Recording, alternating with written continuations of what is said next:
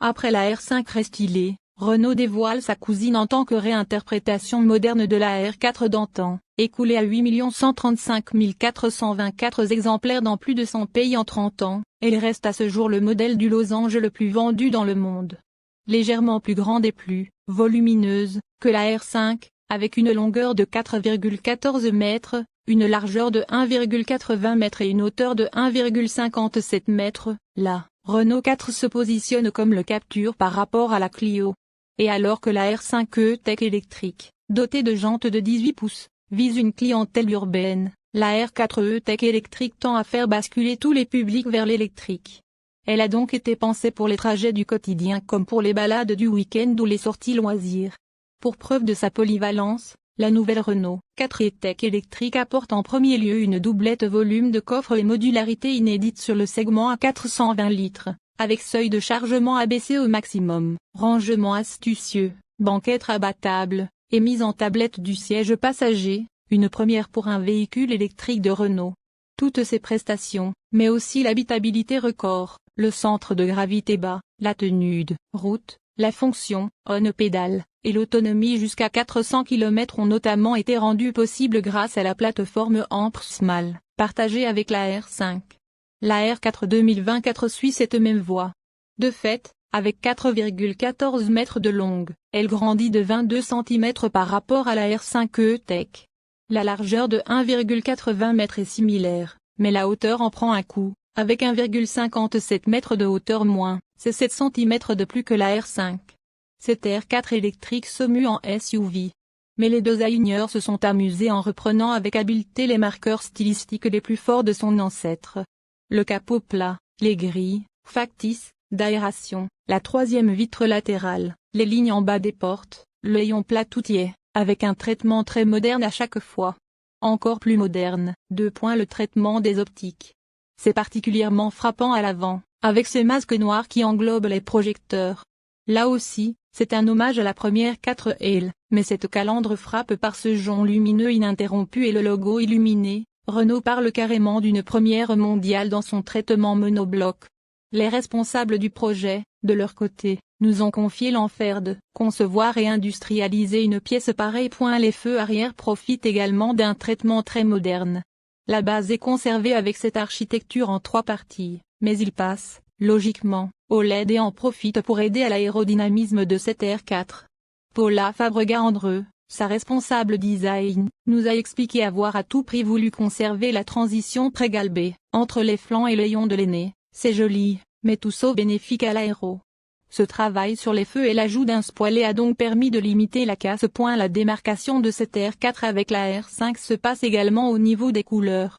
Autant la petite se part de couleurs pop, du jaune, du vert, autant la R4 joue sur des teintes plus subtiles, plus profondes, plus sophistiquées, la preuve avec ce vert Hauts-de-France ou ce rouge carmin, la teinte de série, par ailleurs. Toujours niveau couleur, 2 finitions bitons seront disponibles. La première concerne uniquement le pavillon, mais la seconde englobe le capot et la calandre. De manière générale, un important programme de personnalisation est disponible, avec 7 teintes, les 2 bitons, mais aussi un choix étendu de stickers. Renault annonce enfin vouloir multiplier les séries spéciales et les collections pour faire vivre la gamme tout au long de sa carrière.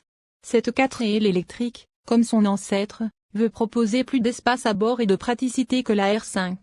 Et ce postulat s'avère bien concret, notamment au niveau du coffre. Le haillon, à ouverture électrique, dévoile un seuil de chargement remarquablement bas, et à contre-courant total de la tendance actuelle, avec 61 cm de hauteur. Renault parle même avoir gagné 10 cm par rapport aux concurrents. Ce seuil très bas permet de faciliter la charge et la décharge des objets lourds, et on pourra en mettre beaucoup. Avec 420 litres de capacité, la R4 propose quasiment 100 litres de plus que la R5. On remercie le porte-à-faux arrière, allongé de 12 cm par rapport à la citadine. Un volume bien aidé par des parois bien verticales, permettant de le remplir aisément, mais aussi par le sous-coffre de 35 litres, pouvant être équipé d'un bac amovible et lavable en accessoire. Niveau concurrence, le Jeep Avenger s'arrête à 355 litres. La Fiat 600e à 360 litres, seul le Peugeot E 2008 fait mieux, mais il est tout de même plus longue. Pour aller plus loin, la banquette peut se rabattre en 2-3, 1.3. Jusqu'ici rien de révolutionnaire, mais Renault va plus loin avec un siège passager rabattable. De quoi porter la longueur totale de chargement à 2,20 mètres. Dernière partie sur cet habitacle, parlons des couleurs et matières. Si la planche de bord et les sièges avant sont, logiquement, partagés entre la R4 et la R5, les selleries diffèrent, avec un traitement plus soigné sur la grande sœur. La finition haut de gamme bénéficie d'un faux cuir matelassé avec des inserts en tissu jaune, tandis que l'intermédiaire parie sur un jean, rivet inclus. Mais la pièce maîtresse de l'habitacle de cette Renault 4 électrique, c'est bien son toit en toile. Baptisé plein sud d'un hommage à la série spéciale plein air des années 60, il s'ouvre électriquement et laisse un espace béant de 92 cm de longueur pour 80 cm de large. Un équipement unique dans la catégorie, permettant à l'habitacle de s'emplir de lumière et aux passagers arrière d'avoir les cheveux au vent. Le choix de la toile fut motivé, outre le clin d'œil historique, par le gain de poids par rapport à un toit vitré, compté environ 15 kg, selon ses concepteurs. Et parce qu'ils savent bien que le toit restera quasiment tout le temps fermé, la toile est doublée, de quoi garantir une isolation phonique et thermique de qualité, à tester, évidemment. Basculons sur la planche de bord de cette Renault 4 E-Tech. Mis à part les matériaux sur sa partie supérieure, rien ne change par rapport à la R5, écran compris, et c'est une excellente chose. C'est une excellente chose, parce qu'ils intègrent, comme l'intégralité des Renault électriques, l'OS Google Automotive. Concrètement, les deux écrans, 10,1 pouces pour le conducteur, 10 pouces au centre, sont connectés et disposent de la suite d'applications Google. La navigation, par exemple, est signée Google Maps, de quoi inclure un planificateur d'itinéraire pour calculer les recharges sur un long trajet, couplé à un préconditionnement de la batterie, pour arriver à la borne avec un pack prêt à charger le plus vite possible. Autrement, tout un catalogue d'applications est disponible. Que ce soit des apps de navigation, comme Waze, de musique, Deezer, Spotify, Radio France, ou même de streaming vidéo, comme l'arrivée toute récente de Canal+, vous trouverez, sûrement votre bonheur. Un écran moderne, donc, et qui permet de profiter d'une interface plutôt fluide et ergonomique, sachant que Renault a pensé à conserver des boutons physiques, climatisation, aide à la conduite, pour faciliter la vie quotidienne. Carton plein. 2 batteries, 2 moteurs. La R4 électrique reprend la plateforme AMPR SMAL de la R5, de quoi partager 68% de l'ensemble des pièces. Parmi elles, les batteries et les motorisations. La R4 électrique reprend la plateforme AMPR SMAL de la R5, de quoi partager 68% de l'ensemble des pièces. Parmi elles, les batteries et les motorisations. Cette Renault 4 électrique sera donc proposée en 2 motorisations. En entrée de gamme, un moteur de 120 chevaux sera alimenté par une batterie NMC, nickel, manganèse, cobalt, de 40 kWh.